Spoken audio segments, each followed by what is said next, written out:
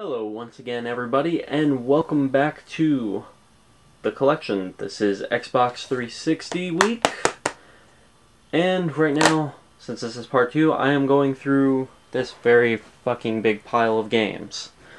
So to kick things off, I have Ace Combat 6 Fires of Liberation. Honestly, really fun. However, I wish that the flight stick was a little bit cheaper, because then I probably would have enjoyed it a hell of a lot more. And as far as online play goes, I didn't dare even fucking try it. I already knew I was going to get my ass kicked since I was not a big Ace Combat person in the past. Coming up next, we have Alone in the Dark. A game I just picked up recently this holiday season for $4.99 at Books A Million. Haven't really heard too much about it. Have yet to actually play it. I will as soon as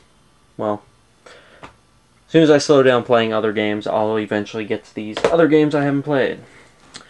Then we have Assassin's Creed, the first one obviously, and this one I have completely 100%ed, so I'm quite proud of that. Then we have Assassin's Creed 2, which I unfortunately did not get when it first came out, because when I pre-ordered it at GameStop, I failed to go and update my order to the Collector's Edition when it was announced. And when the game came out and I was told I didn't have the Collector's Edition reserved, I said, fuck it. However, Blue Starry Eyes wanted to play Brotherhood, and I told her she had to play the second one first, because that was my way of getting the second one at the time. So she bought that one used for $13.99. Then we have Brotherhood, as you saw the Collector's Edition there. We actually got the Collector's Edition for $60 at Best Buy. You gotta love it when they're pushing to get rid of stuff. Which brings us up to Batman Arkham Asylum. I have yet to play this, but Blue Starry Eyes has played quite a bit of it. That Collector's Edition you saw, I believe, was also $60, but that was at GameStop when they were trying to get rid of theirs. Then we have Bayonetta, another Blue Starry Eyes game. This one came out at the same time as Darksiders, right before her and I started going out. As you see, she got Bayonetta, and I obviously got Darksiders. So that was a nice little match.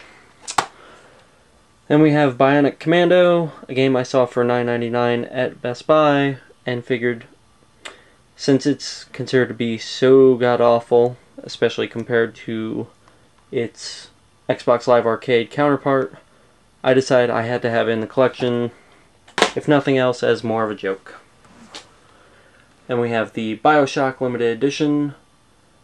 Not really going to say too much about this. I 100%ed it all on one playthrough. Originally did half of a playthrough and then completely restarted when BioShock 2 was announced.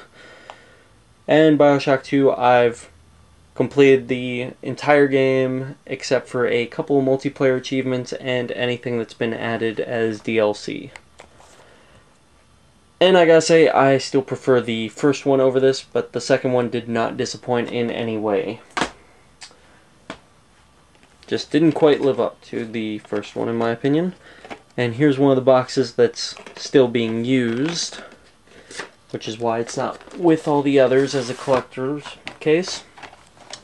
So first up we have the original BlazBlue, which is the spirited successor to the Guilty Gear series, which is one of my most favorite fighting series of all time. I've 100%ed this entire game, mastered all the combos, and had a hell of a lot of fun playing it. And the reason why it came in that box when it was first released was because it came with a special DVD that showed off how to do a bunch of combos and had a bunch of extra stuff on it.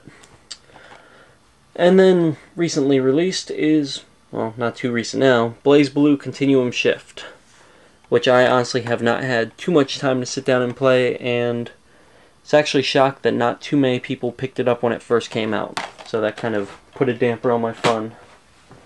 That's right, I just said damper. Oh, I feel stupid. Then next up we have Blur. A really fun racing game with power-ups. Kind of gives like a Need for Speed sense with how the cars handle and drive, but a Mario Kart feel from the power-ups. Gotta say, fucking love the hell out of it. played the beta a lot before it even came out and put a bunch of those videos up on my old channel, which I should probably link at some point to this. But when the game finally did come out, I kind of got burned out on it. Which would be a great segue if I wasn't doing this in order. Alphabetical order, at least. Next up, we have Borderlands. Got it when it first came out. Loved the hell out of it. And the only thing I have yet to beat is the Claptrap DLC. Don't ask me why, I just haven't gotten back into the game yet. But if you haven't played that game, I don't know what the fuck is wrong with you. Especially since now I think they have a Duke Nukem preview on it if you pick it up. Next up, we have the only Tim Schafer game that I've ever played, Brutal Legend. And if I could find a copy of Psychonauts, I'd probably go back and play that now, because I've kind of become a fan of his work after playing this and looking into some of his other stuff. However, I was never a PC gamer in the past, so that's why I never played Monkey Island or anything else. But this game was really good. I think they pulled off really nice world and a nice story, and didn't overuse all the voices at all. Next up, we have Bulletstorm Epic Edition. This one Blue Starry Eyes actually picked up after her friends were playing it, which is hilarious because I'm the only one that's actually played through it. Gotta say, if you haven't played this yet, great game.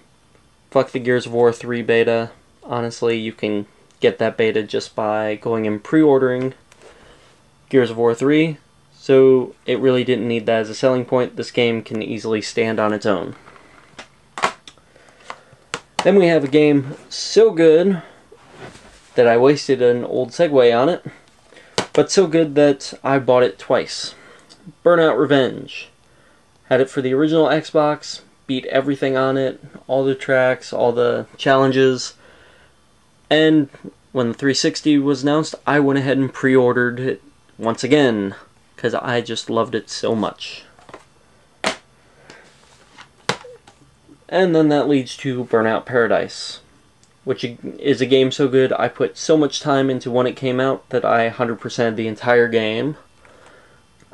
And then months down the road, they released DLC, and I never got around to it.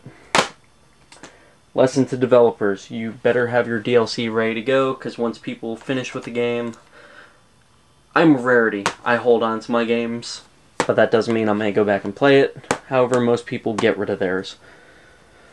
Next up, we have Call of Duty 4 Modern Warfare. I was never really a COD fan until recently. Apparently my tastes in gaming have changed. Blue Starry Eyes loved this game. She recently picked up a pre-owned copy of it. I hate pre-owned so much. But anyway, yeah, I have yet to get around to playing this. I meant to pick up this game when Modern Warfare 2 came out, just so I could be caught up with the story. However, I never did that. But here it is. I need to go through it at some point. Then we have World at War, which we recently picked up because Walmart had the limited edition for $20. Gotta love it when places keep their limited editions for so long and mark them down. But have yet to play it, but I know eventually I'll get to it. Same for Blue Starry Eyes. Then we have, Modern Warfare 2 was supposed to be here. Both Blue Starry Eyes and I had a copy, however we got rid of them. She felt she was never going to play them, which she regrets it now, and I 100%'ed the entire game. So I just didn't feel like going back to play it.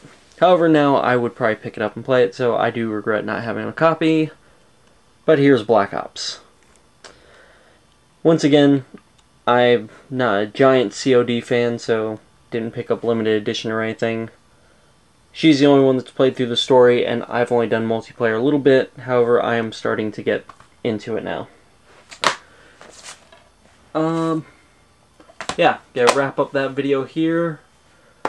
That was the end of part 2. Stay tuned for part 3, which will be released at some point.